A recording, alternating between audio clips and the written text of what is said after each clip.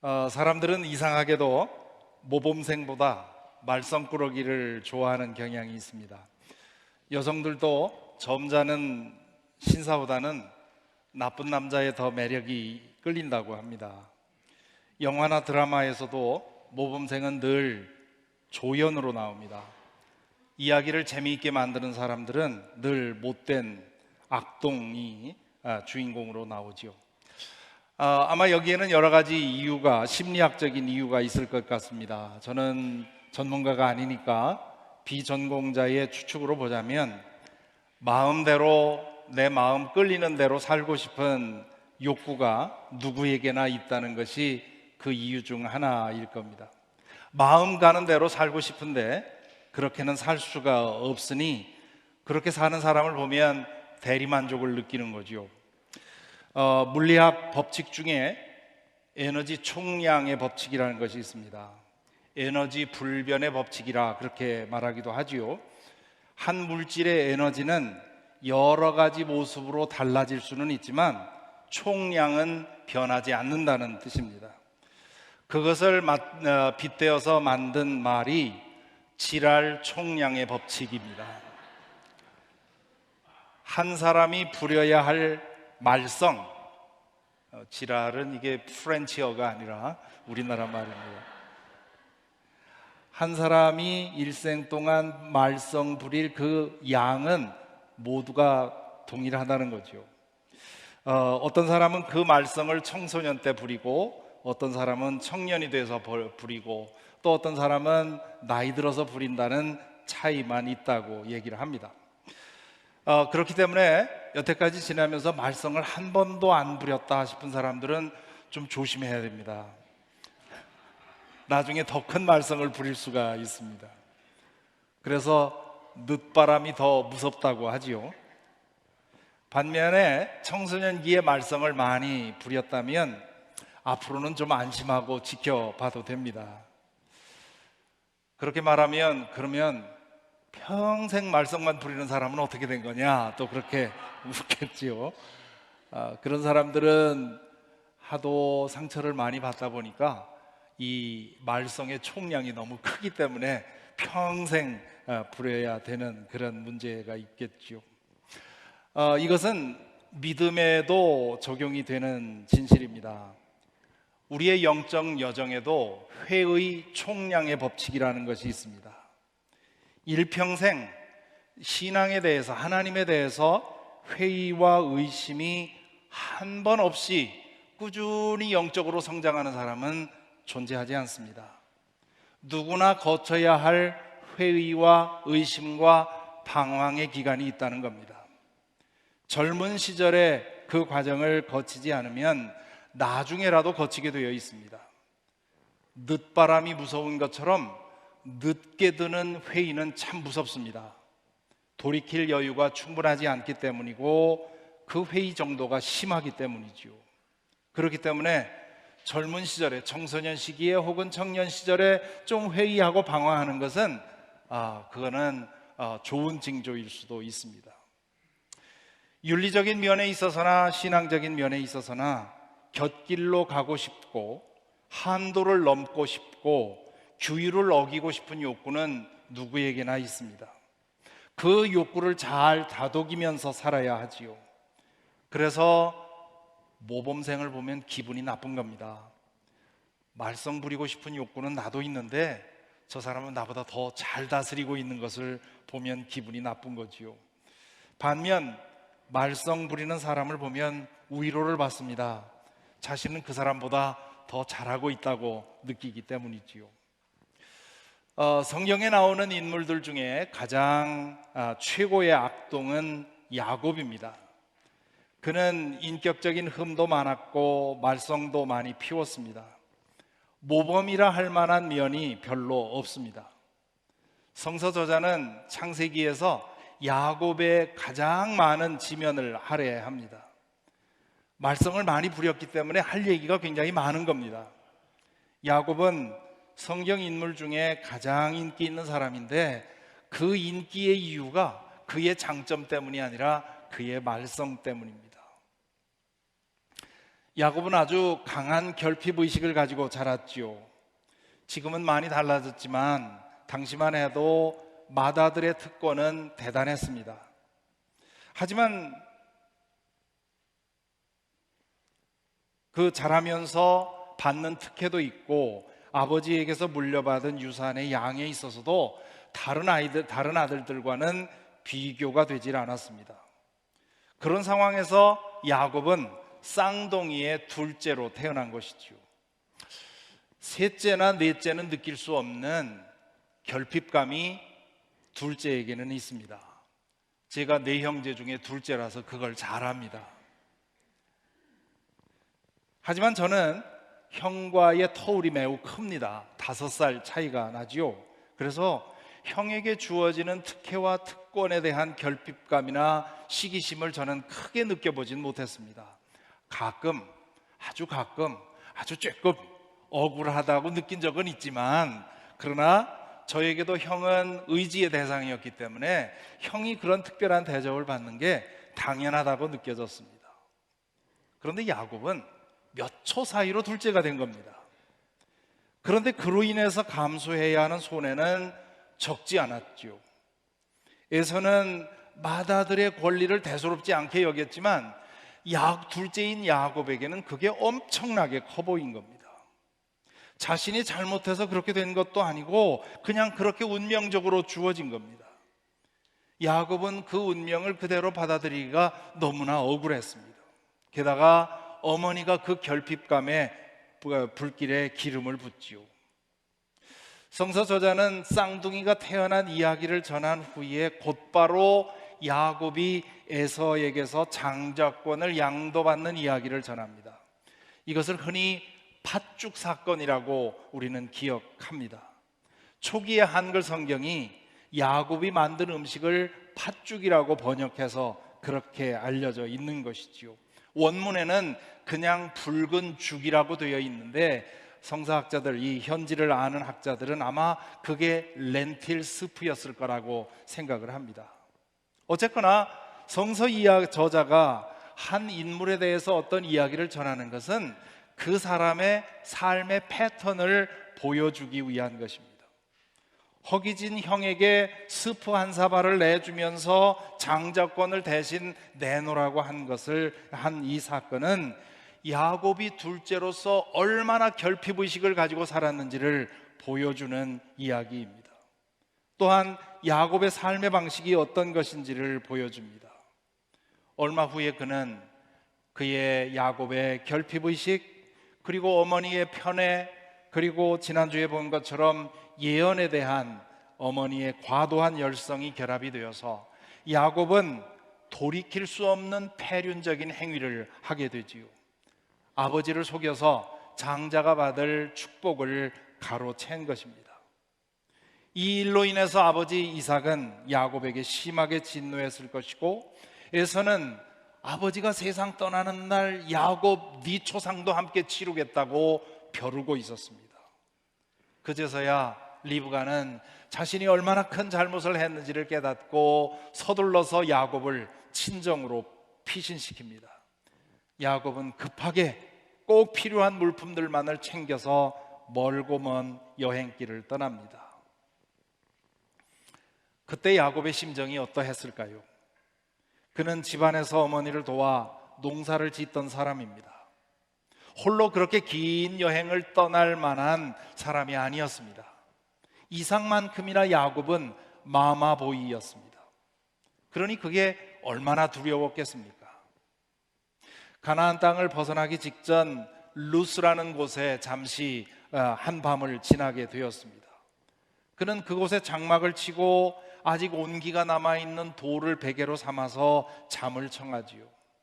너무나 피곤해서 눕자마자 잠에 빠졌던 것 같습니다. 그 잠에서 그는 놀라운 꿈을 꿉니다. 그가 누운 자리에서 하늘로 층계가 이어졌고 그 층계 위에서 천사들이 오르락내리락 하는 것이 보이는 겁니다. 그리고는 하나님의 음성이 들리지요. 그분은 당신을 아브라함의 하나님, 이삭의 하나님이라고 소개하면서 어디를 가든지 그를 지켜줄 것이고 반드시 그 땅으로 돌아오게 하겠다고 약속을 해 주십니다. 이때까지 야곱은 집에서 부모님과 함께 예배를 드렸습니다.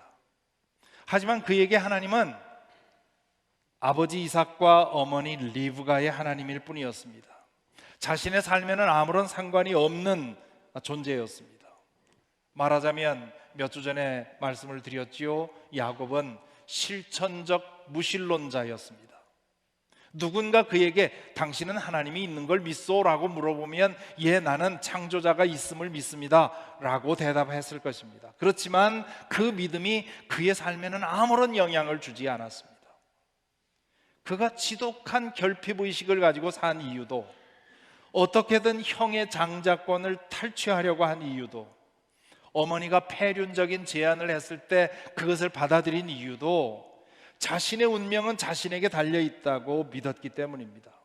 그는 자신의 삶에서 God 팩터를 완전히 배제하고 자신의 힘으로 자신의 운명을 개척하려고 했습니다. 언젠가 유행했던 노래 가사처럼 내 인생은 나의 것이라고 믿고 살았습니다. 그 결과 그는 가정 파탄의 원인이 되었고 기약 없는 유랑길을 떠납니다.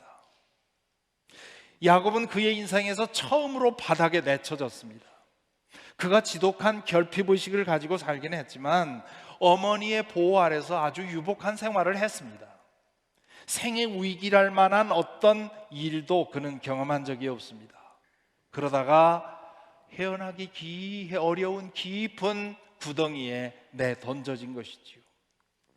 아마도 그 어둡고 절망적인 상황에서 야곱은 한 번도 불러본 적이 없던 그 하나님을 향해서 기도했을지 모릅니다. 우리 아버지 하나님, 우리 어머니가 믿고 드린 예배 드린 하나님, 만일 하나님 정말 계시다면 나를 좀 도와주십시오라고 기도했을지 모릅니다. 인간은 절망적인 한계 상황에 이르러서 비로소 하나님을 생각하기 때문이지요. 그 기도가 닿았는지 꿈속에서 하나님이 그에게 나타나십니다. 꿈이라고 다 같은 꿈은 아닙니다. 대다수의 꿈은 우리의 무의식에서 의식으로 신호를 보내는 도구라고 하지요.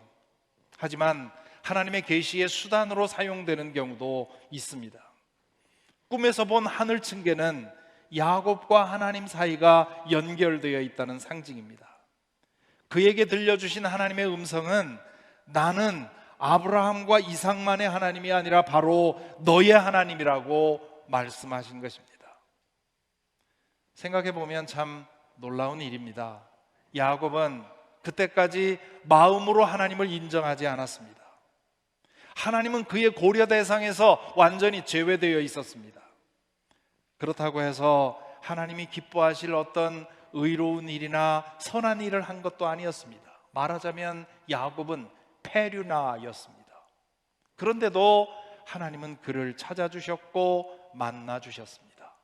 그리고 그를 보호하고 인도해 주시고 돌아오게 해 주실 것을 약속해 주시지요.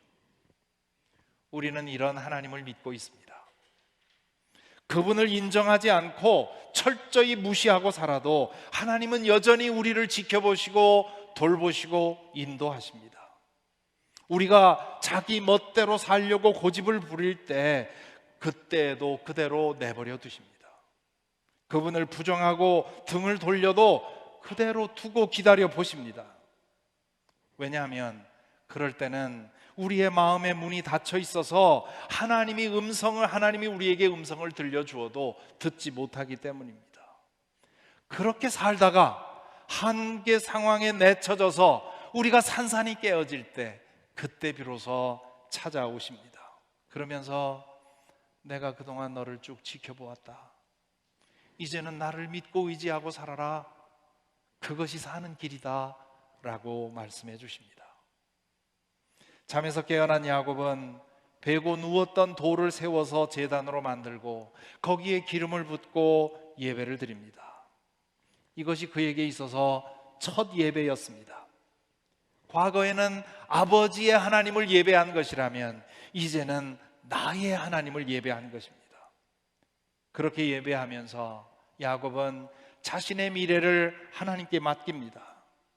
내 운명을 바꾸기 위해서 분투해 보았는데 그것이 나를 이 어두운 구덩이로 몰아넣었으니 이제는 내가 항복합니다. 이제 내 삶을 주님께 맡깁니다라고 서원을 합니다. 그리고 그는 그곳을 베델이라고 이름을 짓지요. 하나님의 집이라는 뜻입니다. 이것이 그의 인생의 첫 터닝 포인트가 됩니다. 잠시 피신한다고 생각하고 갔던 하란에서 야곱은 20년의 세월을 보내게 됩니다. 처음 7년은 사랑하는 라헬과 결혼하기 위해 결혼 지참금 대신 무급으로 외삼촌을 위해 노동을 하지요. 이 외삼촌 라반은 야곱을 더 오래 부려먹기 위해서 결혼 사기극을 벌이지요. 그로 인해서 야곱은 7년 더 외삼촌의 노예로 살아갑니다. 무려 14년의 노동이 끝난 후에 야곱은 6년 동안 계약 노동을 합니다.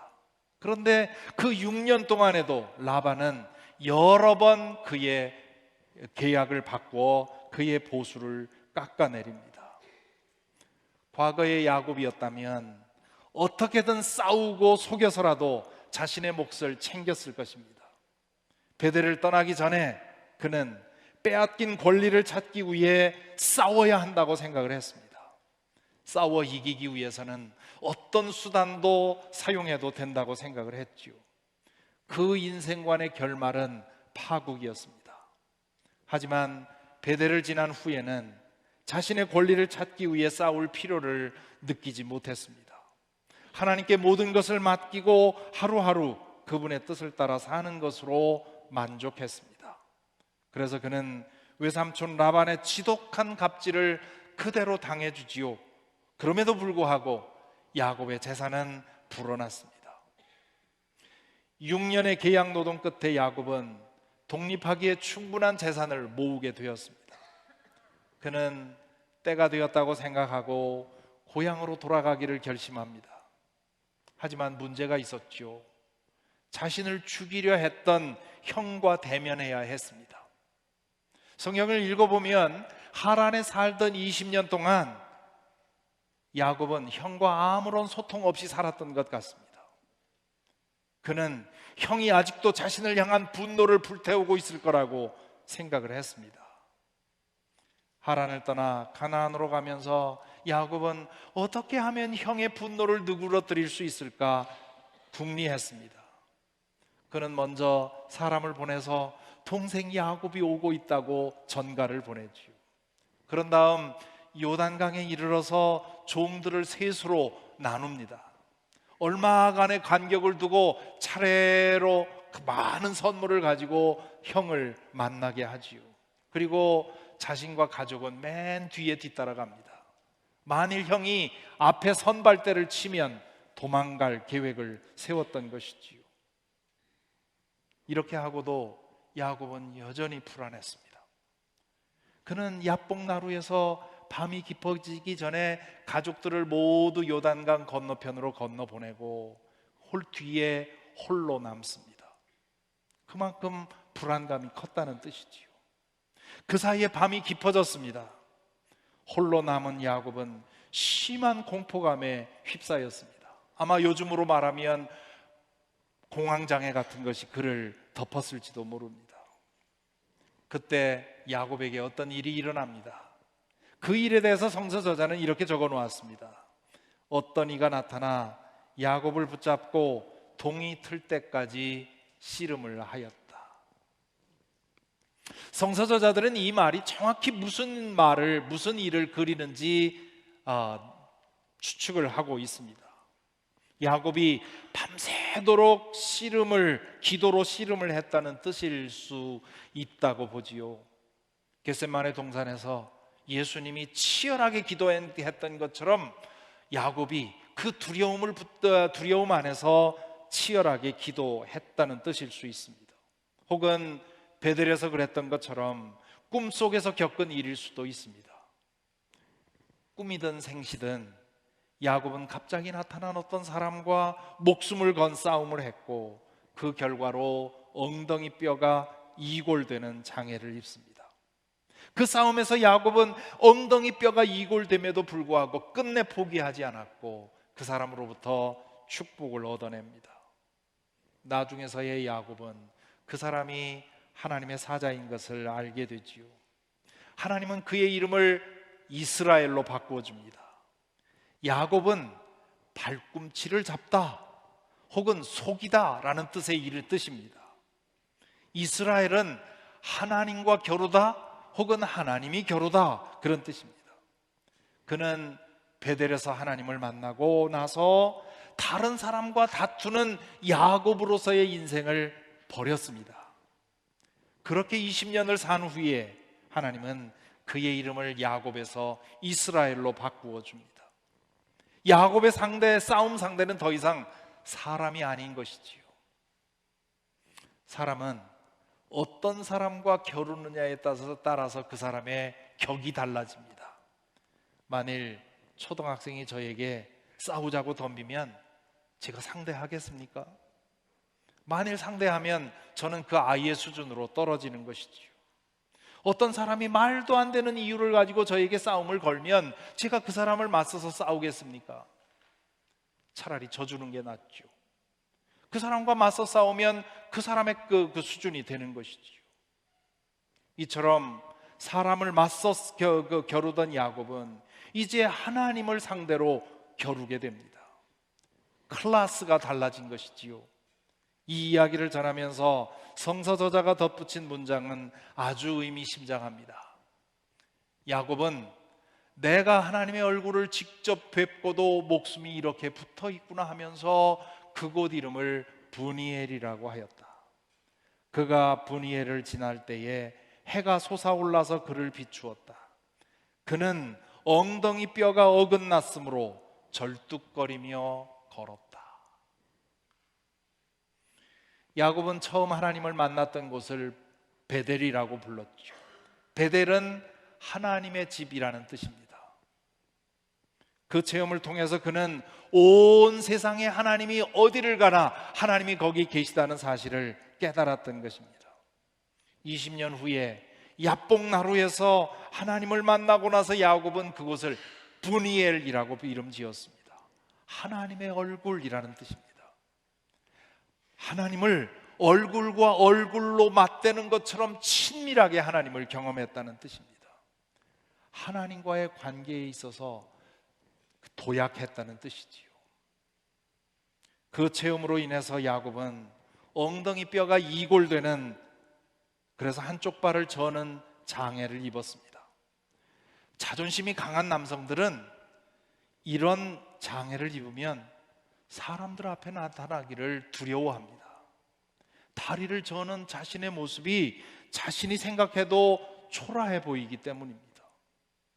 하지만 야곱은 전혀 개념치 않았습니다. 이미 오래전에 하나님 앞에서 베델에서 자존심을 내려놓았기 때문입니다. 육체적인 장애와는 비교도 할 수 없는 귀한 것을 얻었기 때문입니다. 그가 절뚝거리며 브니엘을 지날 때 해가 솟아올라서 그를 비추었다는 말은 그의 인생의 새로운 장이 열렸다는 뜻입니다. 아침이 되어 야곱은 요단강을 건너 가족을 이끌고 형 에서를 찾아가지요. 이제 야곱에게는 형을 대면할 만한 담대한 용기가 생긴 것입니다. 하나님께서 어떻게든 형과 화해하게 해줄 것이라고 믿었기 때문입니다. 혹시 그렇지 않아서 형에게 죽는다 해도 상관없다고, 이미 하나님을 얼굴과 얼굴로 맛보았기 때문에 상관없다고 생각을 했던 것이지요.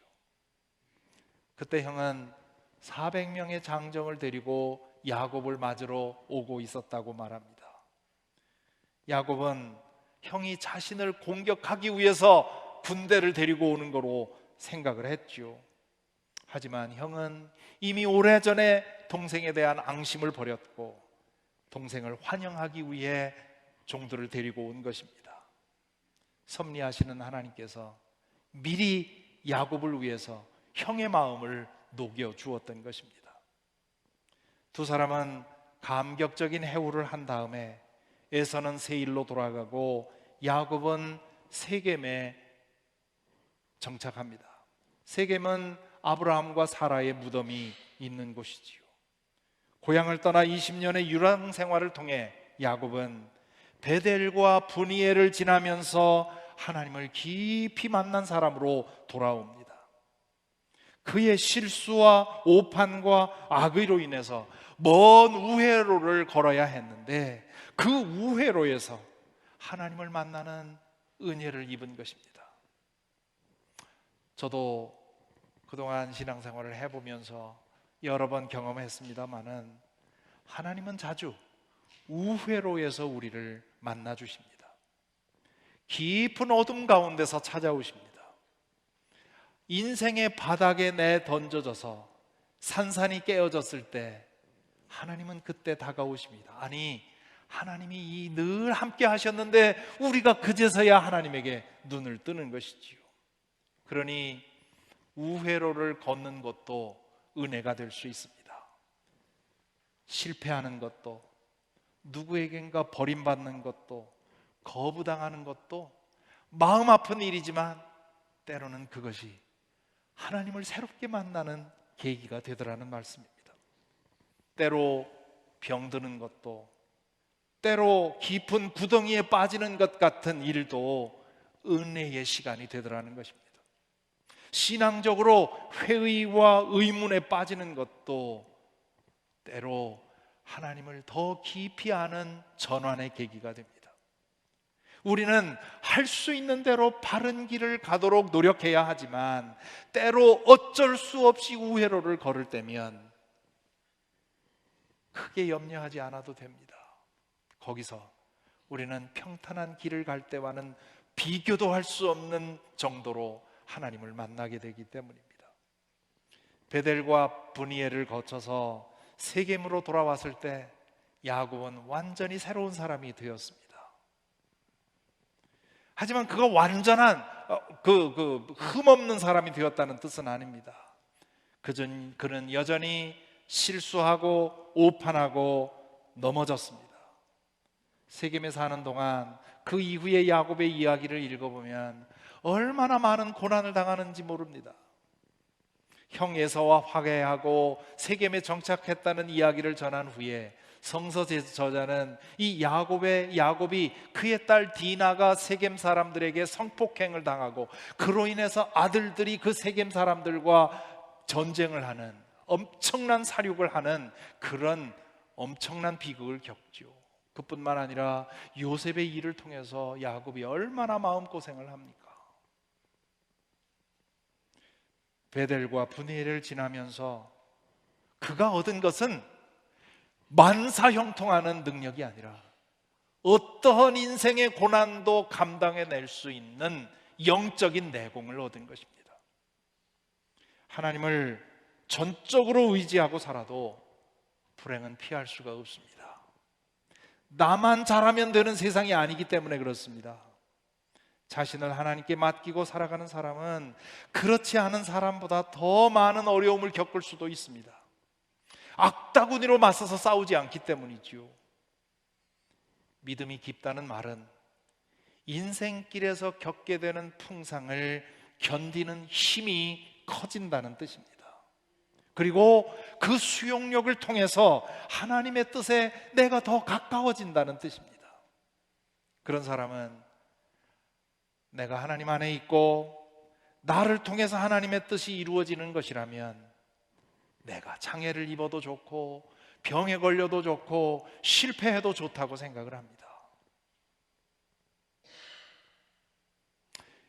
이제 우리의 믿음의 여정을 잠시 살펴보십시다. 여러분에게도 베델이 있었습니까? 개념으로만 알았던 하나님, 가설적으로만 여겼던 하나님, 창조주가 존재한다고는 믿지만 그러나 내 삶 속에 매일매일 삶 속에는 아무런 관련성이 없던 그 하나님을 인격적으로 만나고 그분 앞에서 오 나의 하나님 두려워 떨며 무릎 꿇었던 그 베델이 있었습니까? 하나님 없는 세상을 살다가 온 세상에 하나님이 충만하시다는 사실에 눈뜨고 경외감에 사로잡혔던 그 시간이 있었는지요? 그 체험을 통해 내 스스로 제단을 쌓고 내 스스로 말씀을 펴고 내 스스로 기도하는 그런 변화가 일어났는지요? 그 체험은 사람마다 다르게 일어납니다. 어떤 사람은 바울처럼 혹은 야곱처럼 이렇게 결정적인 체험으로 올 수도 있지만, 어떤 사람은 창가에 비치는 햇살처럼 혹은 얼굴에 스치는 봄바람처럼 부드럽게 오기도 합니다. 문제는 얼마나 진하게 그런 경험을 했느냐가 중요한 것이 아니라 정말 하나님과의 관계가 변화되었느냐에 있습니다. 그 시간 후에 나의 삶에 어떤 변화가 일어났느냐, 그것에 따라서 우리는 나에게 베델이 있었는지 없었는지를 답할 수 있습니다. 만일 여러분의 삶에 아직 베델의 시간이 없었다면 더 늦기 전에 하나님에게 눈뜨는 베델의 은혜가 있게 되기를 간절히 기원합니다. 낯설고 무섭게만 느껴졌던 그 하나님, 그분을 향해서 오 나의 하나님이라고 말을 걸 수 있는 그 하나님 예수 그리스도의 은혜가 우리에게 있기를 바랍니다. 지금 우리는 대림절 셋째 주일을 지나고 있는데요, 우리에게 오셔서 창조주 하나님을 아빠라고 부를 수 있게 해주신 분이 예수 그리스도이십니다.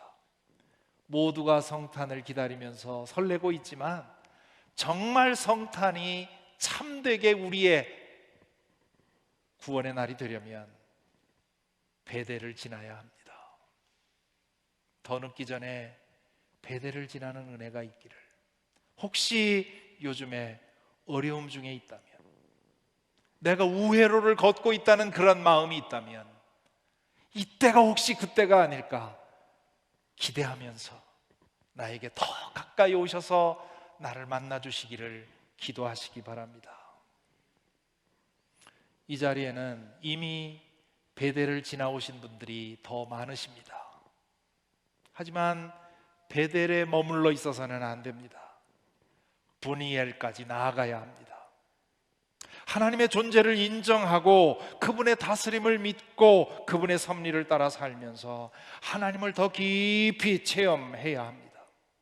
얼굴과 얼굴을 맞대고 보는 것 같은 친밀한 사귐에 이르러야 합니다. 그것은 한 번에 완성되는 것이 아닙니다. 매일 매일 그 깊은 사귐을 추구해야 되는 것이지요. 요즘 읽고 있는 전도서 참 매일매일 참 우리의 그 고정관념을 깨는 그런 말씀들로 인해서 우리 참 그 은혜를 많이 받고 있는데요, 요즘 전도서에서 자주 하는 말이 뭡니까? 우리의 앞날에 어떤 일이 있을지 아무도 모른다는 겁니다. 하지만 틀림없는 진실이 있습니다. 때로 예기치 않은, 기대하지 않는, 원치 않는 불행과 재난을 만날 것이라는 사실입니다. 악담이 아닙니다. 누구도 예외가 없습니다. 앞에서 말씀드린 것처럼 나만 잘하면 되는 세상이 아니기 때문에 우리가 이 세상을 살 때 우리가 예기치 않은, 원치 않는 불행을 만날 때가 있는 겁니다. 그 미래에 대한 가장 좋은 준비는 베델을 지나고 그리고 브니엘을 지나 세겜에 사는 일입니다. 하나님을 깊이 만나고 그분 안에 머무는 일입니다. 불행은 누구나 당할 수 있지만 그 불행을 이기는 것은 아무나 하는 일이 아닙니다. 크고 작게 거듭 깨어지고 다시 회복하는 과정을 통해서 연단된 사람만이 인생에 당할 수 있는 그 어려움들을 당해낼 수 있습니다. 그 은혜가 저와 여러분에게 있기를 간절히 기원합니다. 기도하겠습니다.